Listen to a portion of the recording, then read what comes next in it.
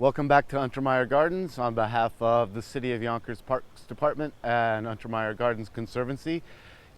I'm standing here in a late summer, early fall morning. It's quite beautiful out, and I'm in the site of our vegetable garden. This has largely been an intern project, this whole space with high school students throughout Yonkers. We've been running it now for 4 or 5 years. They did the initial work here to excavate the site and to create the new beds, which are really interesting geometric shapes. We have Untermeyer's old rose arbor, and we've created a little orchard to go with it.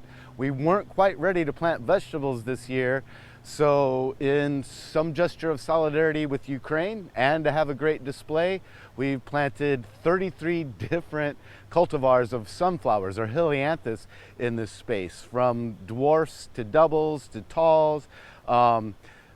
It's going a little past peak right now. There are a lot still showing, but what's really interesting is now that the flowers are going off and setting seed, until I walked into this garden, it was just inundated with goldfinches. They're loving eating the seed here, and so we're having a lot of fun with this space. But I'd like to show you a few things we're actually doing in the vegetable garden, or the future vegetable garden, I should say.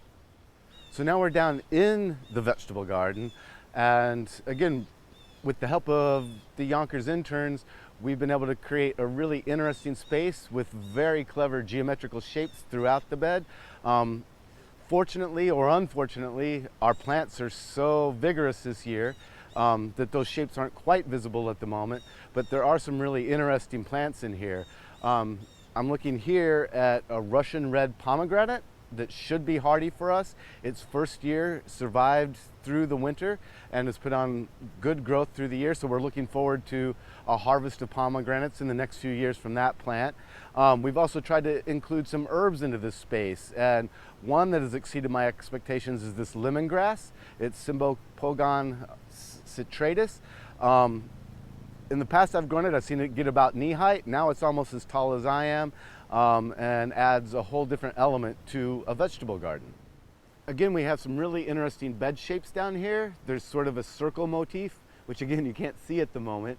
But to define that in the years going forward, we've experimented with planting all the bed edges with different herbs. Here you can see a bunch of different salvias or sages. We have pineapple sage, we have tricolor sage, we have purple sage, we have a sage called Berggarten, which is a nice gray. We've used curry and chamomile and lavender and rosemary and oregano and thyme throughout. So we're just trying to figure out exactly what's going to perform here and what we want to look at moving forward. So now I'm standing in front of Samuel Untermeyer's original rose arbor, and while we do intend to plant roses to harken back to his original vision, what we're really excited about is planting vegetables that will go up and over the arbor, which serves to separate the vegetable garden from the orchard behind me. We intend to plant some squash and some beans, but this year for our trial, we've had fun with a really interesting plant that one of our gardeners, Mariam Farneza, was able to get from her family in northern Iran, from the village of Qazvin. And it's this dwarf watermelon that has been growing 12 to 14 feet. It's still pushing its way over the arbor and is giving us some really handsome dwarf watermelons to have fun with here in the garden. And to leave you today, I just wanted to step down into our little orchard.